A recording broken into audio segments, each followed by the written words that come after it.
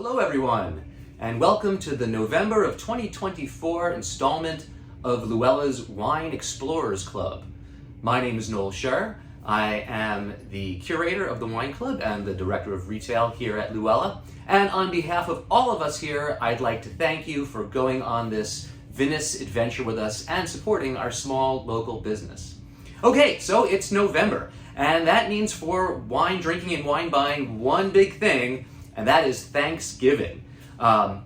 There's a lot of different ideas about what the proper wines or the best wines to serve at Thanksgiving are, and as you might imagine, I have some pretty strong opinions about it myself.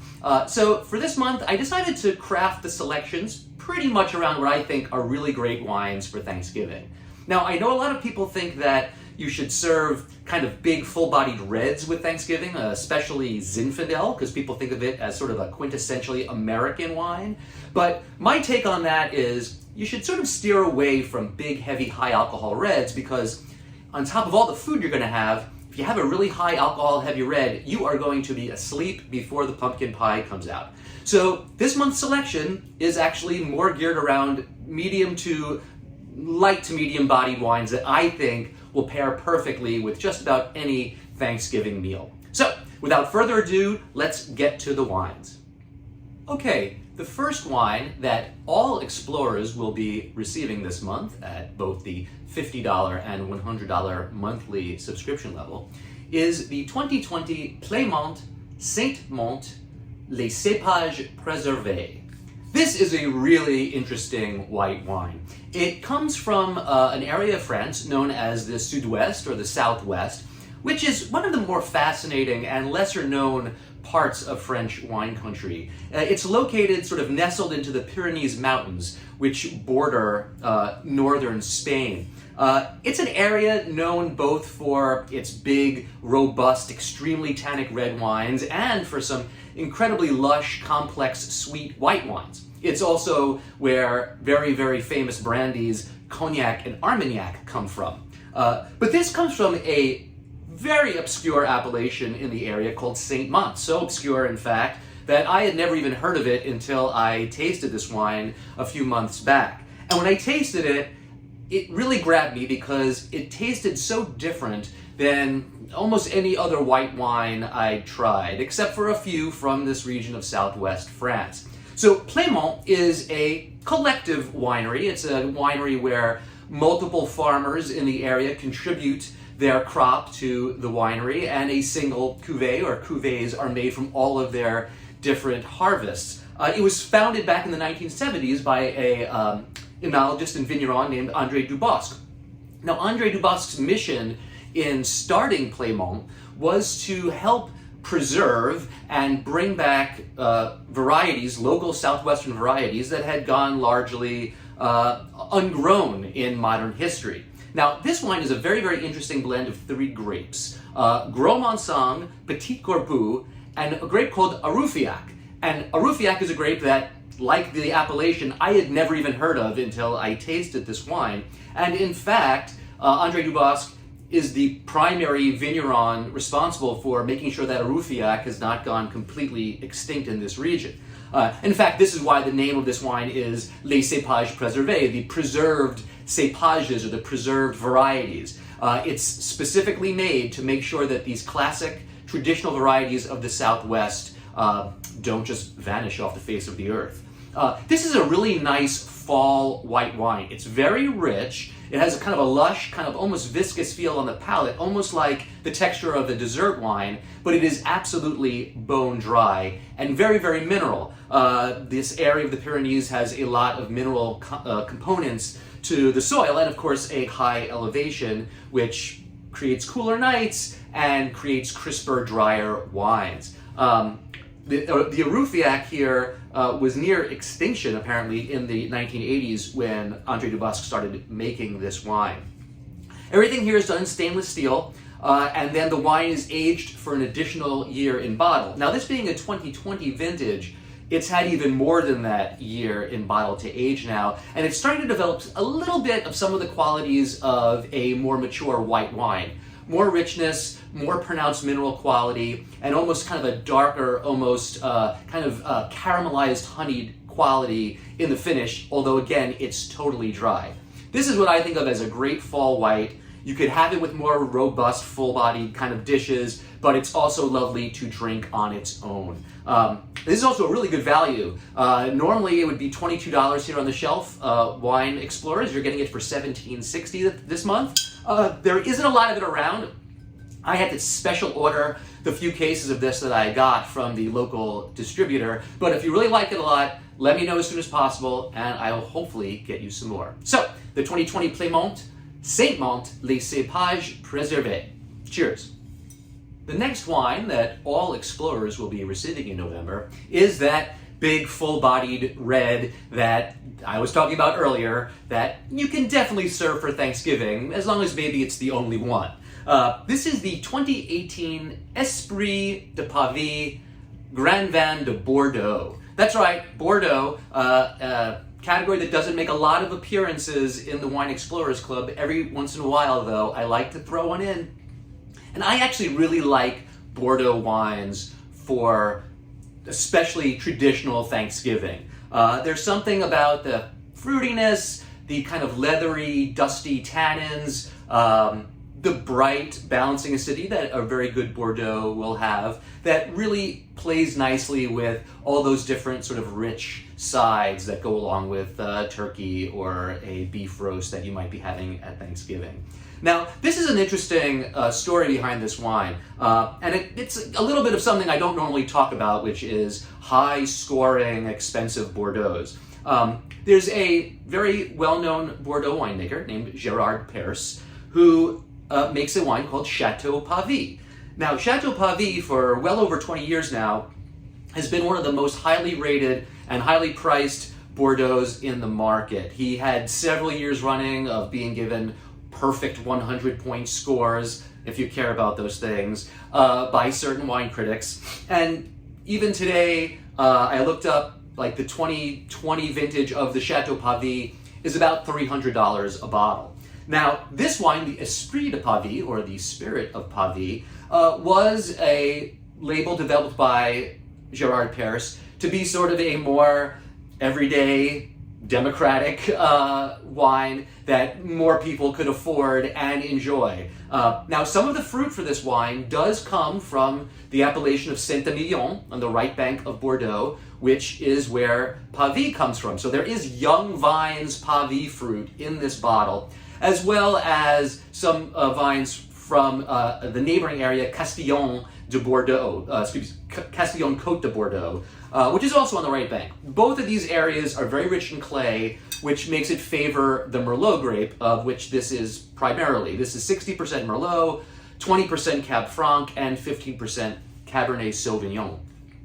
Now, this wine has all the sort of lush, plummy, smooth, really delicious purple fruit that you would look for from these right bank Bordeauxs, but it doesn't have all the new oak. The biggest difference, I would say, between drinking something like this and the Pavie, other than the price tag, is going to be much riper fruit on the Pavie, probably higher alcohol, and a lot more new oak. They use a lot less new oak, almost none on this. All the oak here is 1-year-old barrels. That's another thing that makes it a lot less expensive, because the new oak barrels is perhaps the thing that contributes the most to the cost of making these high-end Bordeaux wines. This was a label that Gerard Perse first started making back in 2008, and I just was really impressed by this. I'm not a huge Bordeaux drinker myself. The price tag is very prohibitive, and for what I eat normally, it's not usually the best pairing, but I thought this was absolutely delicious. Certainly if you're serving a traditional Thanksgiving spread, this is going to go great with it. And if you have people coming over who kind of like a bigger, fruitier, more structured wine, or they just like the idea of drinking Bordeaux, this is going to be really impressive, and they'll definitely be impressed by how good this wine is for the price. Normally it would be $38 on the shelf here.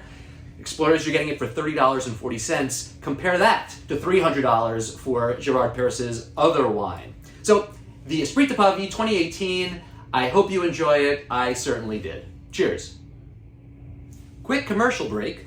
First of all, Explorers, remember that we have our Wine Explorers Club referral rewards program. If you get a friend to sign up for the club at either the $50 or $100 monthly level, we're going to thank you with a little certificate that's going to get you a free flight of wines at our tasting bar, which would include any of our cellar selections. So get a friend to sign up. We're going to thank you with the opportunity to taste some really, really cool wines on us. Plus, speaking of Thanksgiving, another one of the classic wines that people like for Thanksgiving is Cru Beaujolais. And as it happens, our next wine class, which is happening on Tuesday, November 19th at 7 p.m., is all about the wines of Cru Beaujolais being taught by yours truly.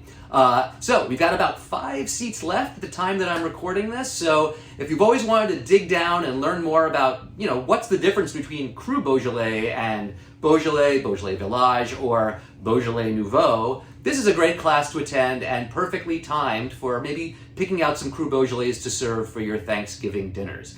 Tickets are $65 and can be purchased right on our website. So maybe I'll see some of you there. All right. Now, on to the wines that subscribers at the $100 4-bottle monthly level will be receiving this month. The next wine that explorers at the $100 monthly subscription level will be receiving this month is the 2020 Garofoli Verdicchio dei Castelli di Jesi Classico Superiore Podium.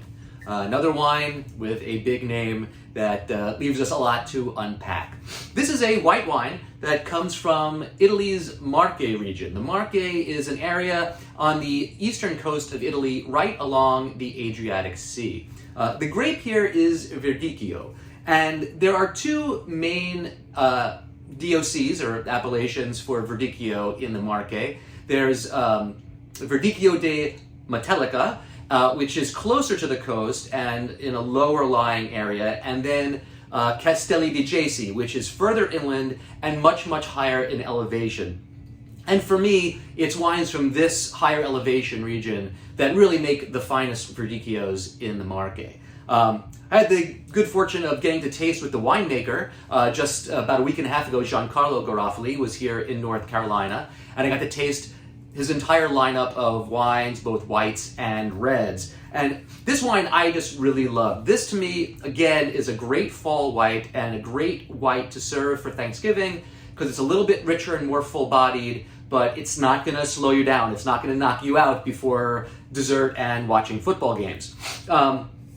This comes from high elevation vineyards, about 280 to 350 meters above sea level, and it comes from a vineyard site that sits at the very top of this sort of ridge overlooking the Adriatic Sea that's flat and reminded the Garofoli family of sort of the podium you would stand at if you were orating. So they named this wine Podium. And the other thing that really makes this wine interesting is the amount of time that it spends aging on its lees. Again, I've talked about lees aging in videos before. Lees are the little bits of yeast, grape skins that settle to the bottom of the tank in the process of fermenting wines.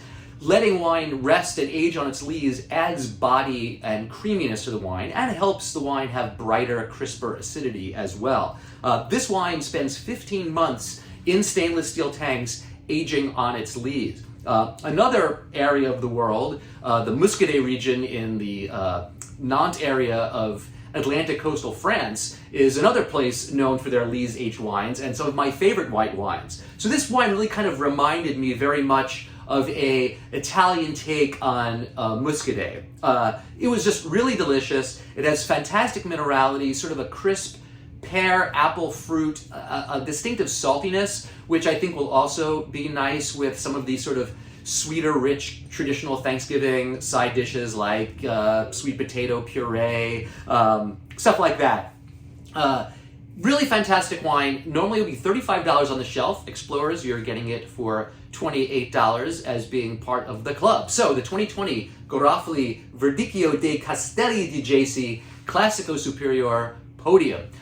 If you really enjoy this, I think there's a bit more with the local distributor, so let me know if you want some, and I'll get you some more bottles. Cheers. Okay, your final wine for November 2024, which will be in the 4-pack for $100 monthly subscribers, is the 2023 Lubanzi Orange Is. This is a skin contact wine from South Africa, specifically from the Swartland region. Now, I make no secret about the fact that I'm not the biggest orange wine drinker. I find a lot of them to be just kind of too funky for my personal taste.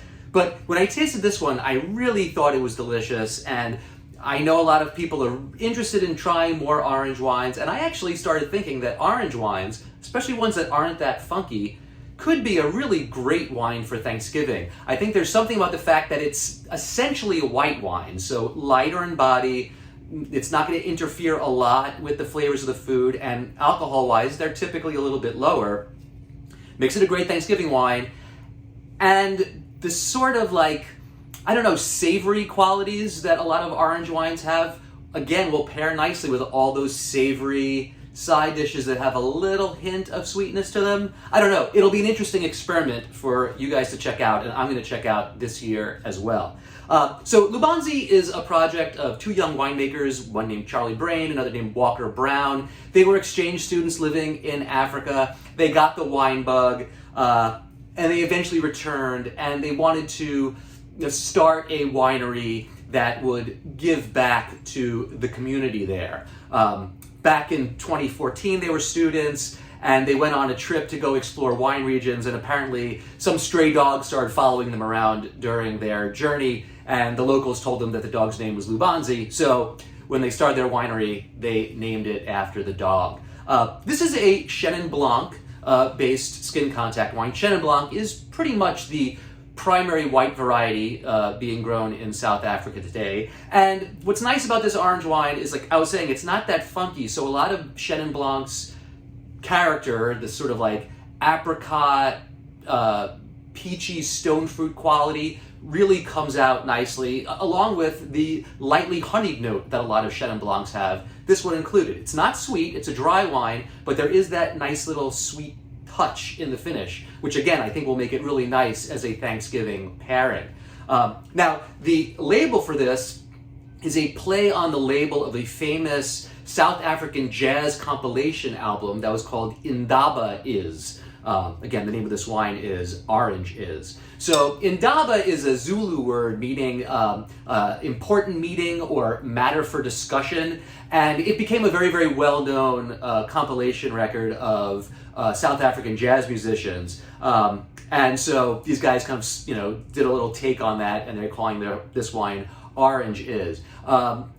These guys also give a lot of money. Every bottle they sell, proceeds go with this organization they partner with called the Pebbles Project, which is a project that funds health and education initiatives for the individuals who are working in South African wineries, who often come from much less advantageous financial positions. This wine spends 7 days macerating on its skins. Again, skin contact. So it's a white wine where they let the skins macerate with the juice as you would with a red wine, but instead of turning the wine red, in these cases it turns the wine this slight orange. Now 7 days maceration's not that much for orange wine. Some can be twice as many days as that, and those are the ones that really start getting funkier as the molecular compounds in the skins start getting pulled into the juice more. This one, it's more just the color is coming to make the wine this beautiful orange tint, but the flavor of it is still much more classic Chenin Blanc, with just a little bit of that nutty, spicy, almost earthy quality that orange wines have. All right, so this would normally be $30 on the shelf. For Explorers, you're getting it for $24 this month. And remember, even if you're at a $50 monthly subscription level, if the thought of either of the wines in the $100 set sound interesting to you, just let me know, and I can get you bottles of that at the 20% off club discount price as well. All right, that is it for November, everybody. I hope you all enjoy a wonderful Thanksgiving with family and friends. Be safe, be healthy, and I look forward to talking to you again in December. Cheers, everybody.